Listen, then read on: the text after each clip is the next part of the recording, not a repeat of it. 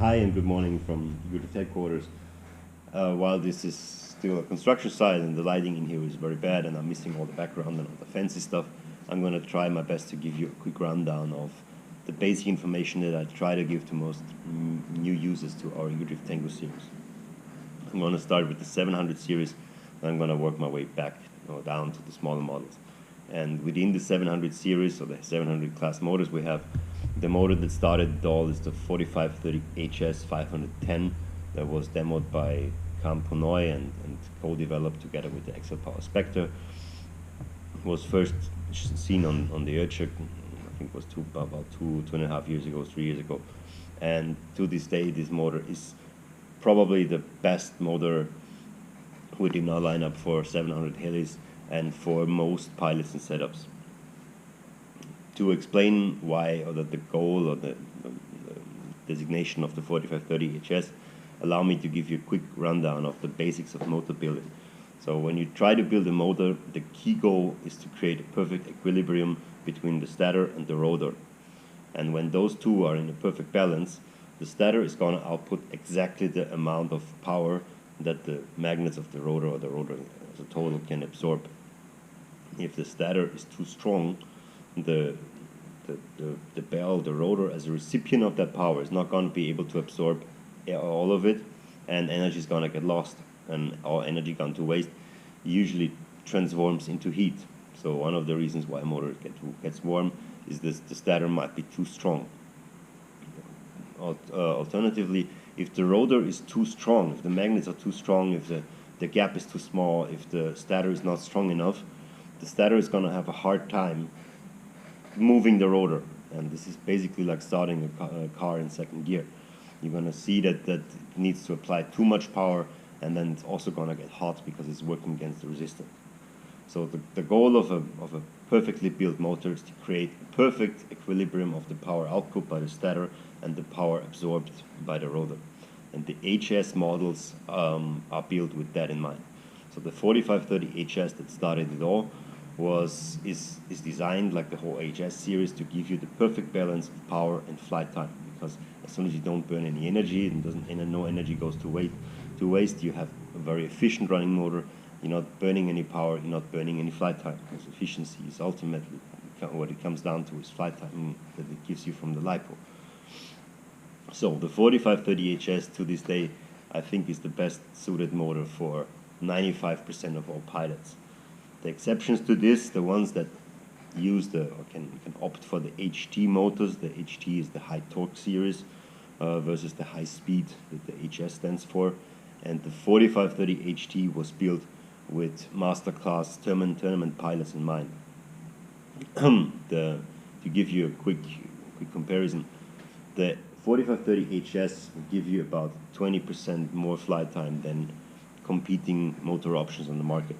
So Camponoy, when he developed and tested and flew the 4530 HS with us, he would be seeing about a 3.5 minutes flight time with the HS motors compared to the 3 minutes that he was used to before.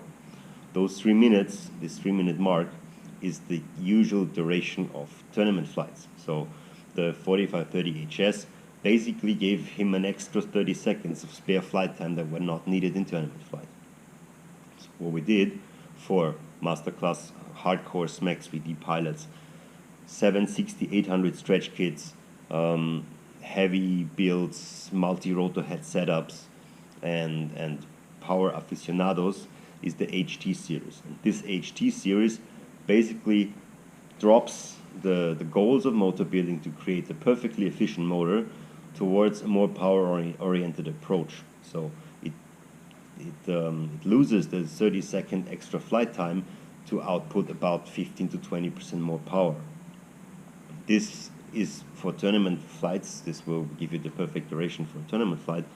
But also, if the motor is stronger, it's going to have a much easier time driving large rotor heads that create a lot of resistance. And this resistance can come from larger blades, can come from multi-rotor heads, can come from heavy models.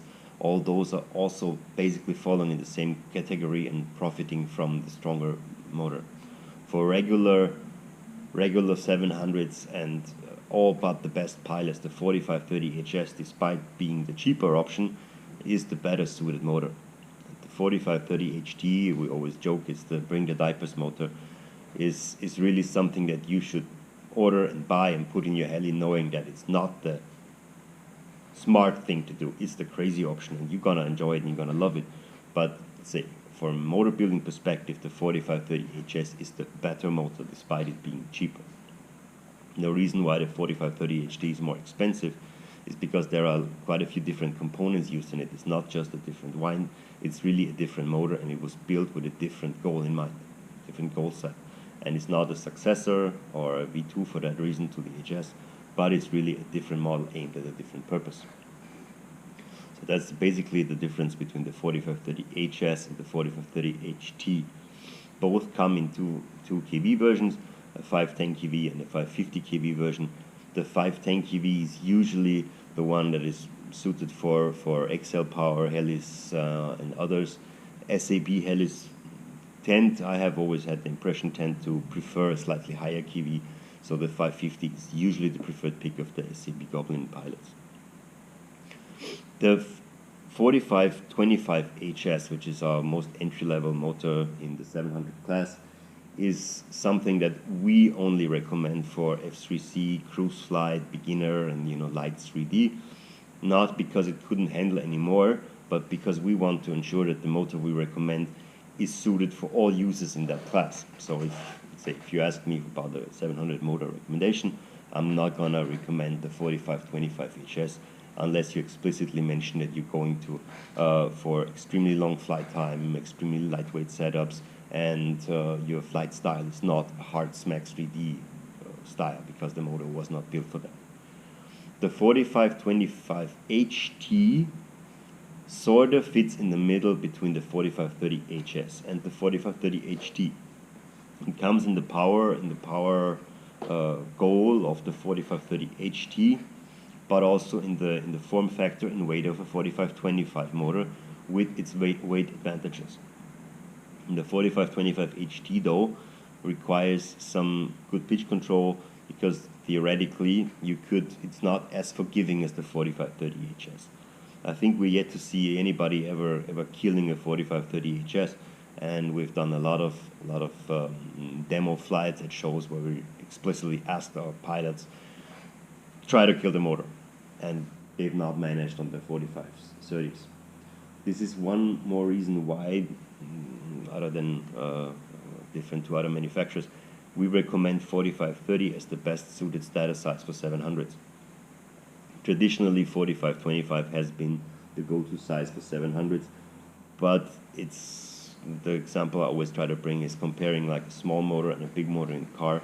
The big motor is gonna output a lot more power under a lot less stress. So if you're running a 4525 motor, while it will certainly output the power and fulfill your requirements, you're running this motor on your limits. And when you're recommending a motor to other pilots, newer pilots, we always try to factor in some imperfections in the setup, and therefore the 4530 is the better option, because the chance of something going wrong with this motor are just so much less. Because the larger stator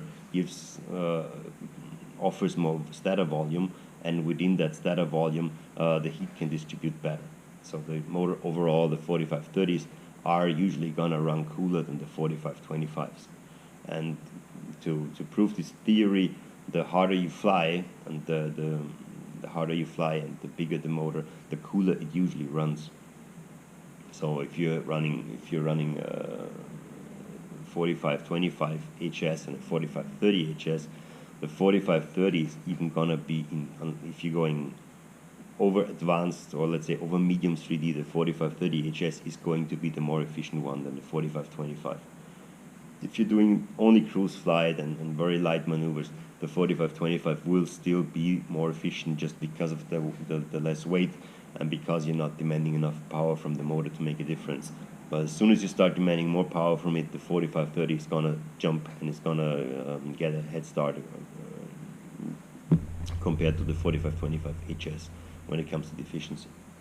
The 4525 HT if you have the right pitch control and handle it precisely and well, is going to give you more than enough power to fly hard advanced 3D. But if you're the real true hardcore 3D smack pilot, we really recommend to go with the 4530 HT option, because the slightly increased weight of the 4530 compared to the 4525 is easily offset by the amount of power, or the power advantage that the larger motor provides.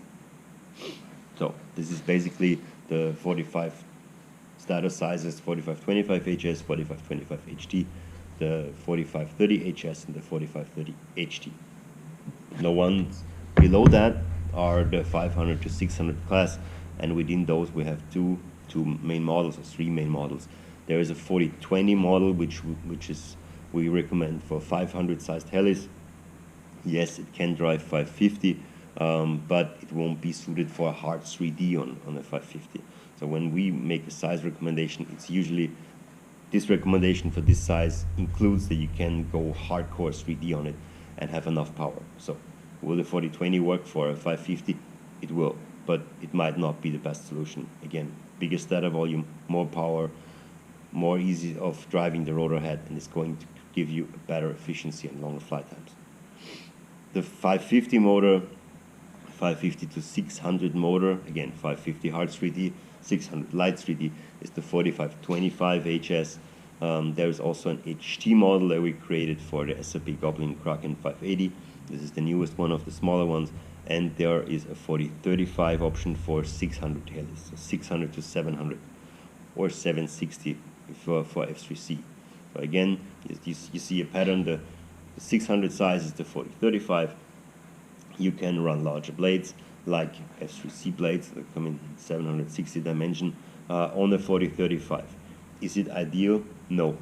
The reason that primarily our Japanese F3C test pilots chose the 4035 over the 4525 is because they have a preference for very, very light, very precise, very agile helis.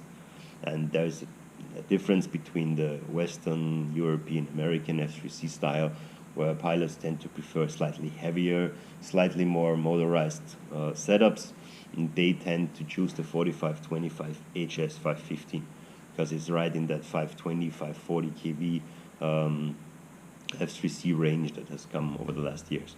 The 4535 also comes in a 520 and in 540 for F3C in an HT version, slightly optimized for F3C use, and it's going to run quite a bit warmer than the 4525 just because the large blades are basically too much for the motor to handle in the perfect setup.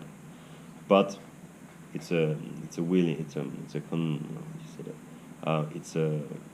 deliberate choice to go with a smaller motor for the weight and tolerate or accept the fact that it's going to run warmer. The temperature of this motor is probably going to be even around 75 degrees Celsius on F3C blades, just because the large blades offer a lot of resistance on the rotor head for the motor to drive. That's basically the 500, 600 ones. There is also a scale collection that is built for scale helis. The idea was to give them a very dedicated motor. The scale collection, the two main differences are the bore pattern, the motor hole pattern, that is a 4 times 30 millimeter circle pattern to mount it with the HSM 800 mechanics by scale flying, but also other kits in the scale world. There's also larger options, 4525s, there's a 4530, and there's even a custom 5040 for large applications that you might have seen on the Vario Apache by Walter Chefbenker. And there are some smaller models like the 2520 HS that is the right motor for 450 sized helis, and we have a 3220 motor that was built for 380 sized helis. I think that's basically the core rundown of the EGODRIFT Tengu line. Yeah, that's it.